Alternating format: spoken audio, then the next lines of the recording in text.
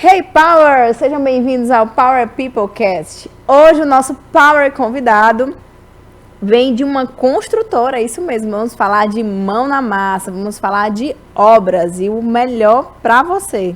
Se contrata uma empreiteira, se toma de conta da própria obra ou se contrata realmente uma construtora. E eu trago uma curiosidade. Vocês sabiam que 70% dos empresários que investem numa construção ou reforma acabam gastando muito mais do que o planejado? E sabe o motivo? É a falta de estratégia e prevenção de erros. E ele é expert em prevenção. Marcos, da MDE Engenharia, construtora, né, Marcos? Seja bem-vindo. Obrigado, Marília. Bom dia a todos. Um prazer enorme estar aqui, né? Te agradecer pelo convite. E também dizer que estou muito grato em poder contribuir um pouco aí na vida de muitas pessoas, né? Não só dos empresários, né? Tem muitas pessoas que assistem, então de muitas pessoas. Marcos, tem muita coisa que acontece numa obra. E tem várias coisas que dão muito prejuízo. Então, assim, dentro da tua experiência, qual é o item de obra que nós empresários devemos ter mais atenção? Principalmente falta de planejamento. O planejamento começa bem antes de iniciar qualquer obra, né? E até no planejamento começa quando eu estou definindo qual segmento eu vou atuar. Tá aí, eu vou planejar como? Eu tenho que ter projetos. Eu tenho que ter uma pessoa experiente para chegar lá, visitar o local onde você pretende construir e dali extrair todas as informações necessárias para a gente poder ter um orçamento mais assertivo, né? Isso necessita dessa pessoa que vai fazer essa vistoria uma experiência já de mercado, de trabalho. Para quê? Para quando ele olhar, ele saber quais os possíveis problemas que vai ter. E o principal erro do empresário é não planejar, é não contratar projetos assertivos, não fazer os projetos que têm que ser feitos, não fazer as análises que tem feito, e quando chega se surpreende com o que encontra no caminho da obra, no meio da obra, até depois da obra. A gente tem esse período de chuvas que é bastante impactante aqui para todo mundo aqui em Teresina. E já aconteceu algum caso real, assim, de o cara, algum amigo teu, né? Sempre tem um amigo, né? Que começou uma obra por conta própria, fez, aí veio chuva e foi um desastre. Já sim, tem muitos casos, por exemplo, a gente está falando de chuva, principalmente erro na questão de nivelamento de terreno. Um exemplo muito significativo que a gente teve aqui em Teresina, acho que poucas pessoas ficaram sabendo, não sei, mas foi o centro de Teresina. Foi feita aquela obra, né, pela gestão passada, de calçamento de Teresina. E quando veio a chuva, várias e várias lojas do centro da cidade foram inundadas, foram alagadas. Por quê? Porque não se fez o planejamento da drenagem, para onde a água iria, como é que a água iria, só levantar a rua, entendeu? Então, eu considero assim um erro muito brutal, né? Inclinação, telhados feitos de maneira errada, execução de serviço de maneira errada, né? Problemas de impermeabilização de estruturas. E tem uma coisa tão recorrente, Marília, que eu costumo dizer assim, que as pessoas deviam ver. Todo mundo que tem telhados que sejam escondidos, que tenham calhas, é interessante sempre pedir para alguém olhar. Chegamos ali em novembro, dezembro, chama lá um jardineiro, uma pessoa que trabalha para você, ou então você mesmo, já que não tem, você tem sua casinha, vai lá, sobe, olha a cara como é que tá, que pode alagar. Não, agora tu falou de um caso. Já aconteceu. Eu tenho amigos Tem amigos, são nossos que amigos. começou a época de chuva, a loja alagou toda por conta de calha. Esse é um erro grande, né? É uma atenção grande que nós temos que ter. A gente, querendo ou não, por exemplo, uma sacola voa, cai em cima do telhado, dá um vento desses fortes, cai papelão, saco, tudo, eles juntam, acumulam, né? E aí entope as calhas. Aí vem o período de chuva, às vezes a chuva é menor, não ocorre problema. Por quê? Porque diminui a vazão de saída de água, mas deu para sair um pouco da água. A chuva é grande, por exemplo, como ocorreu ontem de noite. A gente tem esses casos aqui de Teresina que a gente pode considerar sejam tempestades, ou seja, num curto período de tempo, uma grande quantidade de água, né? E aí ocasionou o problema. Eu tive também uma vez, Maria, um fato interessante, um prédio lá no centro de Teresina, de uma instituição aqui, já tinham chamado várias outras pessoas, outras 3 empresas antes de mim foram lá tentar resolver um problema de um vazamento numa cobertura, que era um prédio de 4 pavimentos, e não conseguiam resolver. Aí eu cheguei lá, fui analisar tudo. A primeira coisa que eu detectei foi que tiveram vários serviços no telhado. Outras pessoas passaram, fizeram outro serviço, não de revisão do telhado, outro serviço, e não limparam. Né? E ao longo do tempo foi acumulando, acumulando e foi entupindo as tubulações. Né? Eu detectei alguns problemas, corrigi os problemas no telhado e fiquei esperando. Quando veio uma chuva forte, aí deu um problema. Aí eu fui, dimensionei, calculei, disse, não, o número de saídas está correto, a carga está correta, o problema está sendo a vazão. Aí eu fui lá junto com a equipe, tampamos todas as saídas, enchemos de água, depois fomos liberando de uma por uma. Vamos dizer que tinha 10 saídas, das 10, 60% estava entupida. Ou seja, não dava. Chuva pequena, não tinha problema. Chuva grande, transbordava a calha, molhava todo o forro do andar de baixo. Uhum. E o problema foi, para desentupir, cheio de massa de cimento, sacola, resto de material de construção, tudo sem imaginar, manta, tudo sem imaginar, a gente encontrou Tinha lá nessa dentro. tubulação. Camisa, pano, Copo Foi. descartável. copo descartável, porque os caras comem lá em cima e joga, deixa. É. Então é um cuidado que a gente tem que ter sempre antes de iniciar os períodos de chuva para a gente olhar e até quando alguém subir para fazer algum serviço na sua casa. Eu já peguei vários telhados, que às vezes é muito comum. Não sei se já ocorreu aqui. Acho que tu tem algum amigo que já ocorreu. O pessoal bota a placa solar quando chega o período de chuva, vazamento na casa para tudo que é lado. Caraca, sério? Sério. Porque o pessoal não pisa com cuidado. Às vezes abre uma telha, às vezes amassa alguma coisa. Nossa Senhora. Né? Então é um problema nesse período. A gente não dá conta, assim, às vezes, de atender todo mundo. Com certeza não dá. Não, aí como é que a gente faz? Assim, que, por exemplo, eu sou do ramo dos combustíveis, conveniências. Decidi construir uma nova conveniência, digamos assim. Como é que eu posso prevenir esses... A primeira coisa eu acho que está na empresa que você contrata. Né? Tem que ter uma equipe bem alinhada, tem que ter pessoas que entendam a entrega do serviço que estão fazendo. Porque eu não tô, por exemplo, tu me contratou para fazer uma loja. Eu não estou construindo a loja, eu estou idealizando um sonho. Ele é o sonho do meu cliente. Eu tenho uma responsabilidade sobre o sonho dele, eu tenho uma responsabilidade sobre o que eu entrego. Tá entendendo? Então, tua equipe tem que entender isso. Né? Foi uma das grandes viradas que eu tive lá na empresa, assim, de mentalidade, de mudança, de tudo. Foi de colocar dentro da mentalidade. Começou na minha, depois foi para os meus líderes e hoje vão para as pessoas que estão abaixo dos líderes. Que a gente entrega sonhos. A gente concretiza Que aí sonhos. já entra na parte de cultura, né? De cultura. Como é que a gente faz para construir essa cultura? O que é que você tem feito lá hoje, dentro do grupo MDE, para construir essa cultura que tu fala assim, com tanta força, né? Com tanto impacto, que as pessoas entendem que não estão lá só construindo. Primeira coisa, a gente tem que entender quem a gente está colocando dentro da empresa. A gente tem que ter um processo de seleção. Não adianta. Não adianta a gente tá só, o cara tá passando ali, foi indicado de fulano, cicrano, tu vai lá e puxa pra trabalhar contigo. Eu tenho que ter um Mas critério de costuma seleção. se virar só assim, quem quer tá aqui a vaga e entra. Não é assim na tua empresa? Não. Do engenheiro, a gente está no processo de seleção para outro engenheiro lá na empresa. Do engenheiro ao ajudante de metalurgia ou ajudante de construção civil, tem processo de seleção. Quem está dentro do quadro da empresa tem processo de seleção. Lógico, a gente tem pessoas que são temporárias, tem pessoas que vão prestar serviço, por exemplo, um gesseiro. Ele vai lá, está prestando serviço específico ali. Lógico, são pessoas que a gente já tem contato, eu já conheço, já trabalho comigo de outros. Eu já tenho aí, nós estamos aí nesse ramo de construção civil desde 2010. A MDE, o grupo MDE existe desde 2014. Então, só o grupo MDE já vai para 11 anos, né, de existência. Então, tem muitos parceiros bons, muitas pessoas boas.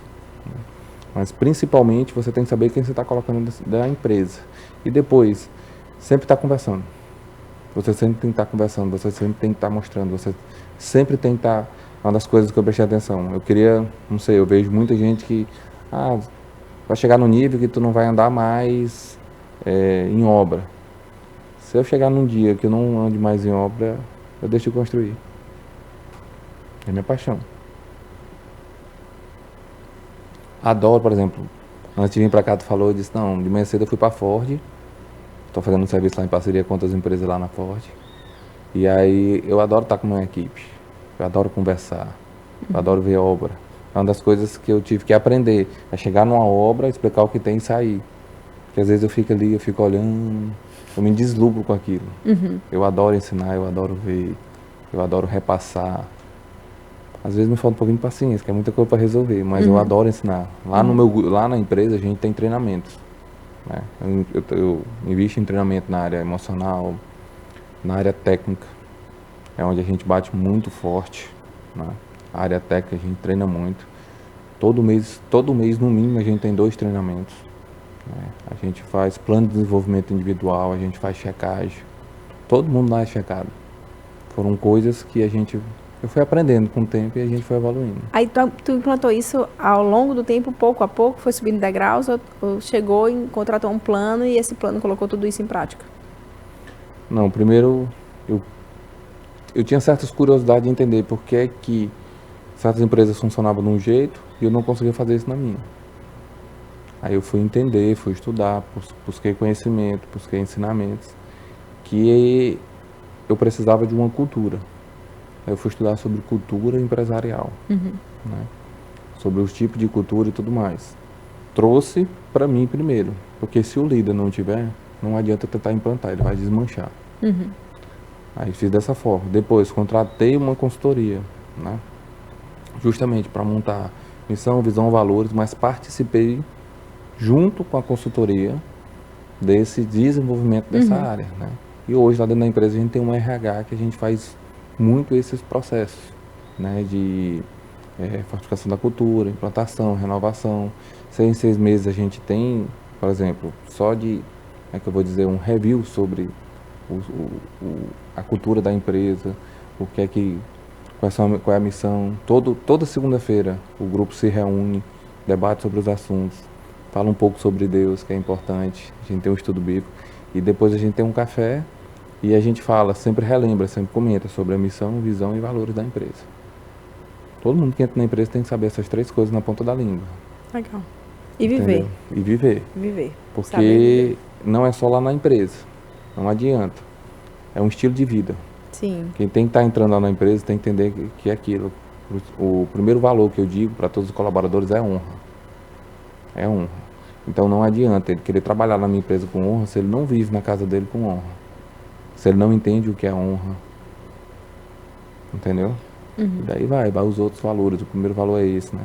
Entender qual é a visão, qual é o propósito da gente, né?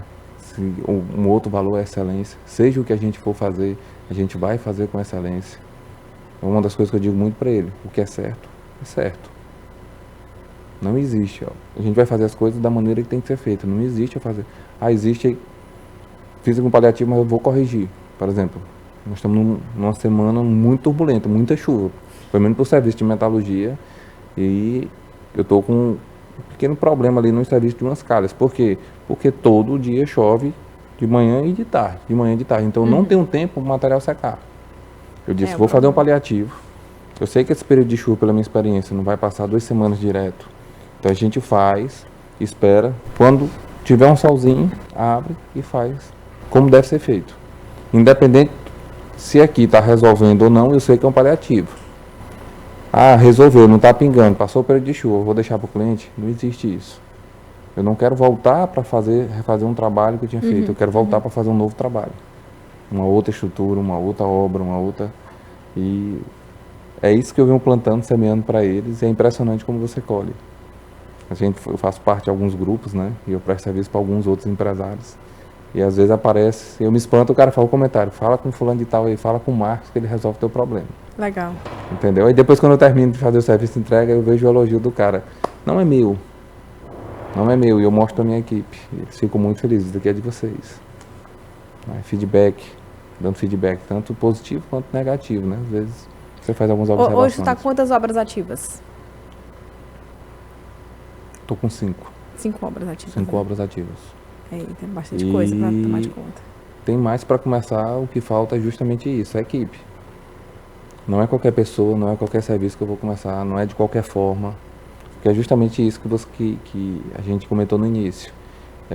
Uma equipe bem treinada diminui meus custos. Porque se eu faço um serviço bem feito, eu não preciso voltar para refazer, eu não preciso voltar para corrigir. Né? Se eu tenho um planejamento antes, também me evita muitos problemas. Se eu tenho uma equipe bem treinada que entende como vai entrar e como vai sair, que eu digo assim, entrar e sair é como inicia a obra e como termina. Então, como inicia um serviço e como termina um serviço, eles fazem de maneira mais rápida.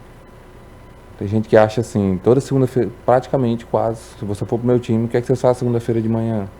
Treinamento. Treinamento. Tem gente que acha que eu estou perdendo tempo. Contrário, eu estou ganhando tempo, estou ganhando qualidade. Tá afiando o machado. Estou afiando o machado. Com ferramentas a gente faz isso. Antes de iniciar uma sequência de produção, a gente separa um dia para lubrificar as máquinas e afiar as ferramentas, porque aí ela trabalha melhor e evita essas paradas. E eu ganho aquela questão que ele disse, estar perto da minha equipe. Sentir minha equipe, olhar no olho dos meus funcionários, saber como está o dia deles, saber como está a semana deles, pegar feedbacks. Né? Quando eu não vou numa obra, por exemplo, não tem condição de eu andar, por exemplo, tenho 5 serviços, fora reuniões, fora projetos, fora outras coisas que a gente faz, fora pai, fora esposo, fora treino. Né? A gente tem falado muito aqui, Marcos, nos últimos, a gente fez um podcast com a Cláudia Claudino falando sobre felicidade, o impacto da felicidade no rendimento do time. E ela falou que é gigantesco o ganho que a empresa tem por cuidar da felicidade. E cuidar de felicidade é olhar para as pessoas. E o engraçado é que parece até que foi o link, né? A Tereza da Fora do Papel veio também e falou isso pra gente também. Que olhe o cliente como pessoa. Tire ele da caixinha, que a gente tem a tendência de colocar eles em caixinhas geracionais. Então, esquece isso e olha o que é que ele está percebendo quando ele entra no teu negócio, o que é que ele faz, para que então tenha uma estratégia realmente que defina o melhor caminho para você tomar. Isso é muito interessante. Na tua visão, enquanto engenheiro, né, enquanto uma pessoa que trabalha nessa obra,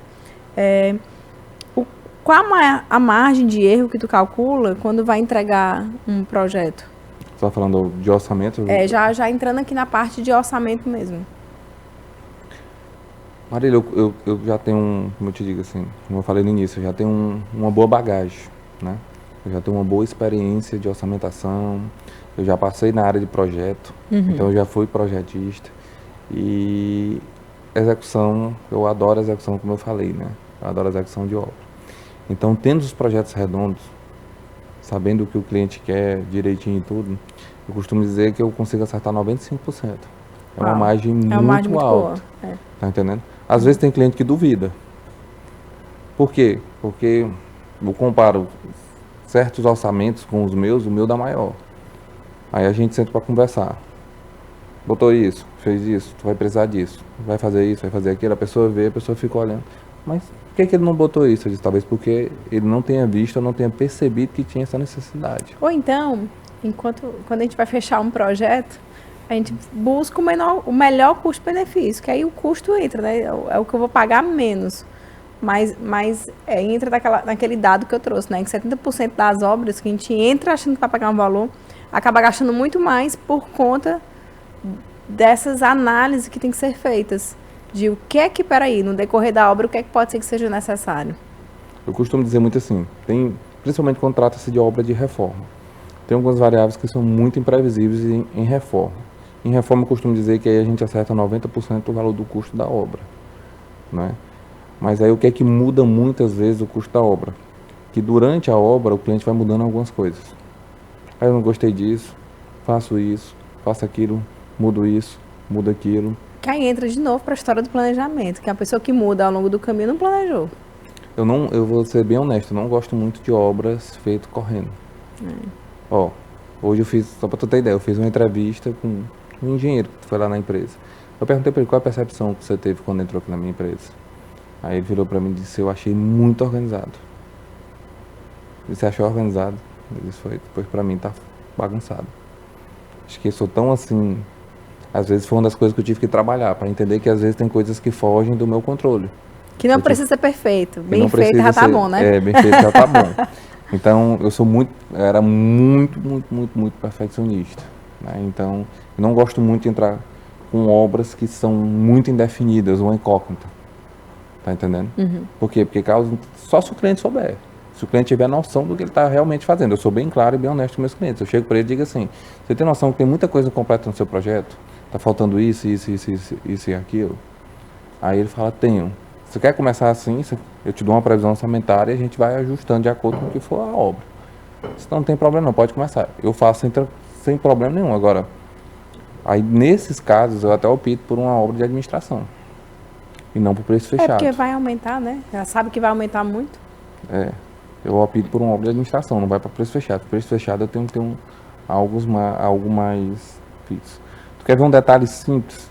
Que 90% das pessoas, os empresários estão começando, você esquece? Por exemplo, todo empreendimento que tu vai começar, você sabe disso, né? Você trabalha com posto, eu tenho que ter um projeto do Corpo de Bombeiro. As pessoas esquecem disso. Seja um pequeno escritório, seja o que for, você precisa de um projeto do Corpo de Bombeiro. Tem gente que esquece disso. É o extintor, é a iluminação de emergência, são placas, é o extintor de incêndio. Mínimo. É isso aí. E tem gente que esquece. Isso está na parte do planejamento. E tem engenheiros que fazem a obra e não inclui isso. Como eu já tenho expertise, como eu trabalhei em escritório de projeto, eu sei, teoricamente, todos os projetos que vão ser necessários. Eu estou começando, estou tendo um gasto alto. Tá bom, dá para tu protelar. Agora, quando tu for tirar tuas licenças, tu vai ter que ter. Cada negócio é uma licença específica, né? É importante que o empreendedor entenda Tem uma demanda. quais são as exigências do seu nicho. Exatamente para não passar por esse tipo de situação. Teu segmento, por exemplo, posto de combustível. Ixi, tem um bocado. Tá entendendo? Eu sei que tem que ter licença ambiental, tem que ter licença sanitária, tem que ter licença da ANP. Corpo de bombeiro também. Corpo de bombeiro. E por aí vai. Um bocado. Tá entendendo? Um bocado. E 2019 nós passamos por uma atualização na legislação de incêndio, que a gente está falando de incêndio, e foi um baque, assim, muito pro pessoal porque ele teve outras exigências, outras coisas Não teve só isso, postos. teve outras coisas, teve muita reformulação aí. Tem muita gente ainda fazendo adequação ainda hoje. Por conta da mudança da legislação. É uma coisa que impacta muito o negócio. O que eu acho assim, principal, que eu falei lá no início, é a falta de planejamento. Eu vou só te trazer assim, um exemplo. O parlamento japonês foi uma obra de 10 mil metros quadrados. 10 mil metros quadrados. É como se for... Não, 100 mil metros quadrados, é 100. São 100 quarteirões. Eles passaram 5 anos planejando. 5 anos planejando. E passaram somente 2 anos executando. Aqueles prédios que a gente vê, em que os caras constroem prédio de 30 andares em 30 dias, ele tem todo um planejamento. Eles passam anos e anos planejando. E lá é pré-montado. Eles montam em outro lugar, você chega lá, só vai só encaixando. Mas tudo passou por quê? Por um planejamento minucioso. Então eu tenho como ter controle dos riscos, dos custos, dos problemas, se eu me planejar. Né? Então o que falta é justamente isso. Essas duas vertentes principais. A falta de planejamento e às vezes a mão de obra não tão assertiva, né? Nas análises, nos orçamentos, nos problemas. Entendeu? Como é que tu tá conseguindo manter e reter a tua mão de obra, Marcos? Cultura. A cultura tá fazendo a galera ficar? Quando você pega uma pessoa que compactua dentro dos seus princípios e valores da sua empresa, ele já entra e já se engaja ali no time. Né? E dali você consegue extrair o melhor daquela pessoa. Você extraindo o melhor daquela pessoa, ele vai trabalhar mais feliz, ele vai produzir mais. Ele produzindo mais, você consegue dar uma rentabilidade melhor para ele. Né? E tem certas vertentes que a gente vai trabalhando de formas também, hoje em dia, que eu percebo, de contratação. Contratações diferentes, modos de contratação, não somente lá, vou assinar aqui teu valor fixo aqui na carteira, teu valor é esse aqui e tal. Existem outras formas hoje em dia que a gente vem se adaptando para tornar mais atrativo para as pessoas. Né? Meu time, uma das obras que eu estava, uma vez estava garoando, e o cara parou assim, aí o engenheiro da outra obra, né, parou, olhou assim, esse cara, tu tem um time bom. Eu disse, por quê? Ele apontou, o cara tá só lá, a equipe não para. Eu só sorri, eu só disse assim, obrigado, senhor, tá? Pela responsabilidade deles, né. Mas é uma via de mão dupla. Eu cuido deles, né, empresa cuido deles, e eles cuidam da minha empresa. Uma das coisas que eu falo muito para eles eu digo que vocês são gestores do seu CNPJ. Vocês são empresários de um CPF. Vocês usam a minha empresa para ter a fonte de renda de vocês. Vocês não trabalham para a minha empresa. Eu deixo isso bem claro para eles. Eles só usam a minha empresa para trabalhar. Eles trabalham por quê? Eles trabalham para ter uma vida melhor. Eles trabalham para levar o sustento para a família deles. Eles trabalham para dar uma condição de vida melhor para os filhos. Uhum. Então eles não trabalham para o Grupo MDE. Eles trabalham para eles, para a família deles, para eles. Então, uma das perguntas que eu faço de como você quer trabalhar para essas pessoas que você está dizendo aí? Às vezes eu pergunto, eu chego, e aí, tu trabalha para quem? Por quem? Muitos deles têm esposa, têm filhos, e dizem, não, eu trabalho para dar uma vida melhor para meus filhos. E é essa a entrega que você vai fazer para mim? É essa a entrega que você está fazendo para eles? É assim que você quer demonstrar como você está trabalhando para eles? Que entra a honra, né? Tu fala como um dos valores da empresa. Entendeu? E Marcos, se tu puder deixar um ensinamento hoje para quem está ouvindo a gente, seja na parte da construção civil, seja na parte de cultura, na parte de gestão empresarial, qual conselho tu quer deixar aqui registrado? Resiliência. Resiliência. Seja onde você for, o que você estiver fazendo, você tem que ter muita resiliência. Resiliência é a capacidade de absorver os impactos que a vida vai te dar, não é? E transformar aqueles transtornos em aprendizado. Vai ter dia que eu vou tropeçar, vai ter dia que eu vou cair, vai ter dia que eu vou estar muito alegre, muito feliz, mas de todas as coisas eu vou ter que trazer um ensinamento, seja ela boa ou ruim. E principalmente nas ruins, eu vou ter que aprender a superar. Seja como empresário, seja na minha vida particular, foi uma das coisas que eu mais aprendi. Uhum. E também uma outra, Marília. Eu dei um significado para maturidade. Eu pude prestar atenção assim, quando foi que eu comecei a me achar assim, realmente maduro? Quando eu comecei a aprender com os erros dos outros. Quando eu comecei a observar os outros. Quando eu comecei a pedir conselho para os outros. Qualquer decisão que eu vá tomar hoje, tem lá em Provérbios, tem uma multidão de conselheiros.